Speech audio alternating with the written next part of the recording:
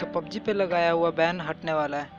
News तो काफ़ी ज़्यादा ऐसी ये वायरल हो रही है, पर इस न्यूज़ में कितनी रियलिटी है, कितनी ये न्यूज़ कितनी झूठी है, तो आज की इस वीडियो में हम इसी टॉपिक के ऊपर बात करने वाले हैं। तो हाल ही में ही इंडियन गवर्नमेंट ने 118 चाइनीज़ ऐप्स को बैन किया था, जिसमें एक बहुत बड़ा नाम पबजी भी था।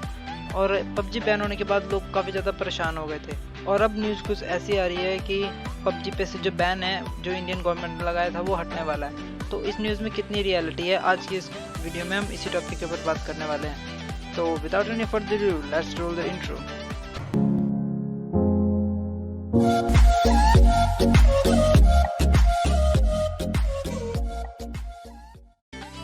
तो पबजी को मेनली एक साउथ कोरियन कंपनी ने बनाया है जिसका नाम है अ ब्लू होल।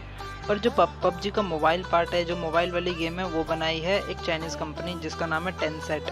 और वहाँ वो पबजी गेम का बहुत सारा शेयर भी होल्ड करती है। तो इस फैक्ट से हम ये कह सकते हैं कि पबजी एक पूरी तरीके से चाइनीज़ गेम नहीं है, बस इसका जो मोबाइल वाला पार्ट है वो चाइनीज़ है।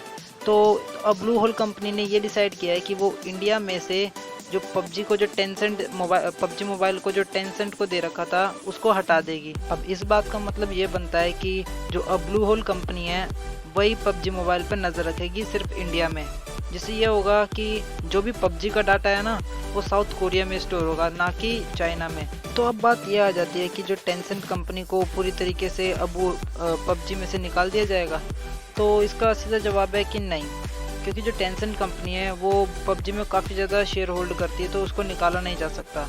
और अगर टेंसेंट कंपनी चाहे तो वो अपने डेटा को, मतलब अपने डेटा को नहीं, पबजी के डेटा को, पबजी के इंडियन डेटा को अपने चाइना में मंगा सकती है। और चाइना में तो आप जानते ही हो कि कैसे रूल हैं, जिनमें कोई भी डाटा सिक्योरिटी का बढ़िया से रूल नहीं है। तो इसका मतलब ये बनता है कि डायरेक्टली तो नहीं, पर इनडायरेक्टली चाइना पबजी के डाटा को फिर भी इस्तेमाल कर सकेगा। पबजी बैन के बाद न्यूज़ तो ये भी आई थी कि जो पबजी कंपनी है उसको 34 बिलियंस का लॉस हुआ है, क्योंकि इंडिया एक बहुत बड़ा मार्केट है पबजी गेम के लिए, क्योंकि इंडिया में बहुत सारे लोग हैं। वैसे तो इंडिया की जनसंख्या इतनी ज़्यादा है, इसलिए ये बहुत बड़ा मार्केट है। और इंडिया में काफ़ी सारे लोग पबजी को बहुत ज़्यादा पसंद करते थे और उसे डेली बेसिस पे खेलते थे। तो इसलिए पबजी कंपनी इंडिया को किसी भी तरीके से छोड़ना नहीं चाहती, और वो चाहती है कि इसमें से बस चाइनीज़ पार्ट को हटा दिया जाए और जो साउथ कोरियन पार्ट है उसको रहने दिया जाए, ताकि वो थोड़ा प्रॉफिट बना सके। पर एक्चुअल में सच्चाई ये है कि कहीं ना कहीं पबजी से चाइना जुड़ा ही रहेगा, वो हट नहीं सकता, क्योंकि टेंसेंट कंपनी काफ़ी ज़्यादा बड़ा शेयर होल्ड करती है पबजी में। तो अब मेन सवाल ये बनता है कि पबजी पे जो बैन लगाया इंडियन गवर्नमेंट ने, ये हटाया जाएगा या नहीं हटाया जाएगा।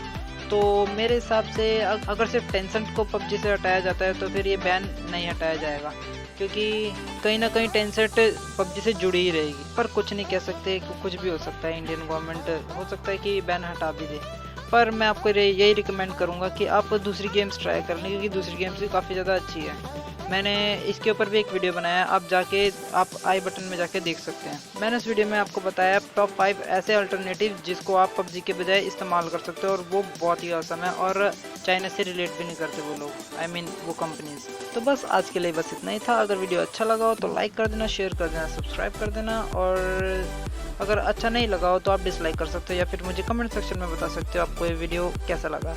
तो जल्दी मिलता हूँ मैं आपसे नेक्स्ट वीडियो में, तब तक के लिए गुड बाय।